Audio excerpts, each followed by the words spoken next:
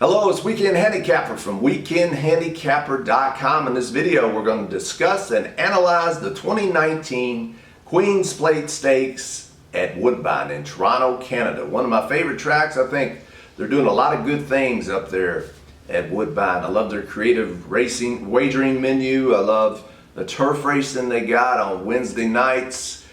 Typically, I can always bank on Woodbine running if I'm looking to handicap a few races and try to put some things together. Woodbine is usually there to come through for me, so I really respect and appreciate what they do up there at Woodbine Racetrack. I love their handicappers and their on-air analysis. I watch those all the time, and they're very active on Twitter and social media. So again, much respect to my Canadian neighbors up north. So let's get to it. The Queen's Plate. The Queen's Plate is the oldest race that's run in North America, so some people don't know that. So a little fun fact there. It's basically the Kentucky Derby of Canada. So this race is currently run at 1 1/4 miles. Many, if not all, horses that run in the Queen's Plate have never run that distance. So just like the Kentucky Derby, that's a wild card, that's an unknown factor that you don't know. You just have to take an educated gamble and hope your horse can get the distance. So there's similarities there. Like the Kentucky Derby, it's usually a full field because everybody wants to win the Queen's Plate if you're a Canadian bred horse. So with full fields come traffic trouble, and you gotta hope that your horse doesn't run into much traffic issues and hope that it gets a clean, good trip. So a lot of similarities between the Kentucky Derby and the Queen's Plate as far as historical significance. Everybody wants to win it. Some of the characteristics are very similar. But who's going to win this year's, the 2019 Queen's Plate Stakes at Woodbine? Let's get right to it and let's look at the field. Number one, we have Desert Ride, who's a closer. Now here's the thing with the pace that I think is going to happen or foresee. Historically, horses off the pace, closers or pressers as they're called, they have traditionally won the Queen's Plate Stakes, not the front runners. Here lately, at this distance, the front runners or near the lead horses have won. So that's a little thing we got to factor in. Number one, Desert Ride is a closer. So the post is pretty good, inside post. The closing style is good historically, not maybe currently the trend is. We have to see how the track's playing. But historically, this is a good running style that typically wins this race or can win this race. So it's a closer, inside post. It's got a nice 2-race win streak going on. Should like the distance. As with any closer, especially in big fields, you just got to hope that the horse gets a good trip. So if this number one, Desert Rose, gets a good trip, and it could get the distance, and the track is playing more towards closers, like the Queen's Plate historically does, then this horse has a legitimate shot at a pretty good price, hopefully. So that's right off the bat, we have a contender. Number two, Moon Swings. I'm not sure if this horse can hang with this group, so I'll pass on that. Number three, Crackin' Wagon. Ran its top speed figure last time, but it's a tough task ahead to hang with these, I think, for number three, Crackin' Wagon. So I'll pass on number three as well. Number four, Pray for Peace. It won the Plates Trial at Woodbine, so that was an excited race. If you hadn't seen that, maybe look that up on YouTube. But it's got a hope. It's another closer, so just like it when it won the plate trial, it's got to hope that the pace collapses and it can close in from behind again. That, to me, that's the only chance this horse has, even though it's won a pretty decent race leading up to this Queen's Plate. So enter at your own risk with Pray for piece. I wouldn't fault you if you picked it. I'd understand why you would, but I'm not going to use it. Number 5, One Bad Boy. Now this is interesting. So we talked about the pace. Is it going to favor the traditional closing presser style horses, or as recent trends, which is a small sample size, I want to emphasize that, very small sample size. But the recent trend is maybe horses on the front end at this distance have an advantage. Well, One Bad Boy, number 5, is the latter. All right, so if you think recent trend, the way the track's playing is favoring early speed horses or near the front of the lead, then definitely this is an interesting horse to use.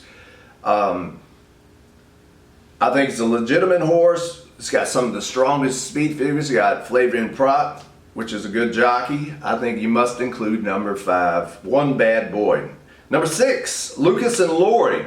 I don't see it, but I wouldn't be mad at you if you use this horse underneath. It's a crazy long shot, long odds, but that's okay. They've been known to factor in exactas, trifectas, and superfectas, so I think this horse could probably close in and get a piece of the vertical wagers underneath. So don't be afraid to use that horse underneath in your exotics. Number 6, Lucas and Lori, but no win contender in my opinion. Number 7, Federal Law. It was second at the plate trial, got gunned down by number 4, Pay for Peace. It's another horse that's going to be up near the front of the lead, right up there with number 5, One Bad Boy. Mark Casse, this guy's been in a training zone. He's winning everything, it seems like it, every big race at least. So if you have him as your trainer, that's a positive. If you have the running style, if the track is indeed playing towards early speed, then that's another factor. And that could be a legitimate contender at a decent price, number 7. Number 8, he's a macho man. Yeah. He's a macho man, number 8.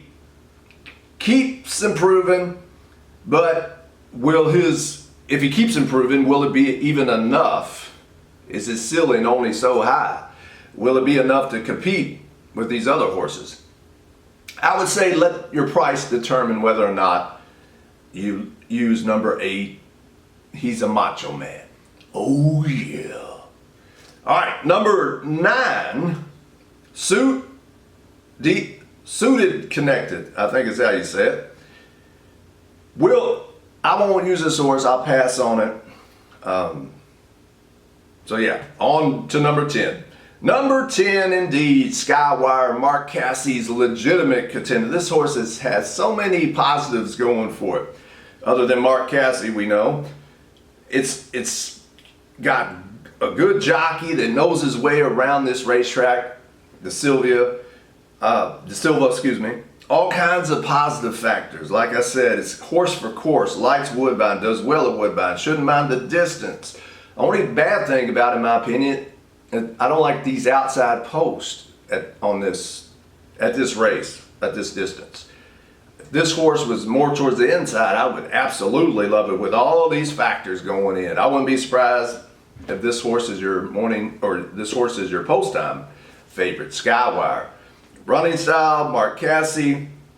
Again, if this recent trend holds up where the early speed or early pressing kind of speed holds up, this horse could work its way to a good trip, and the closing style horses that historically been proven to win doesn't overtake Skywire. I think it's Skywire's horse race to lose. I really like this horse. So many good factors there. Hopefully we get a decent price. Decent meaning for one of the favorites, it won't be too low. Number 11, Tone Broke. Shouldn't mind the distance, improving speed figures. Got Steve Asmussen as his trainer. He usually gets horses ready. I wouldn't fault you for using this one. It was second in the Sir Barton, so it could be I think it's pretty competitive against this field. So again, from here on out, these outside post visits, those are negative factors. Doesn't mean we should throw out the horses, but you know, that is one thing that they have to overcome for sure. Number 12, Jammin' Still. I'm still not going to use this horse. pass.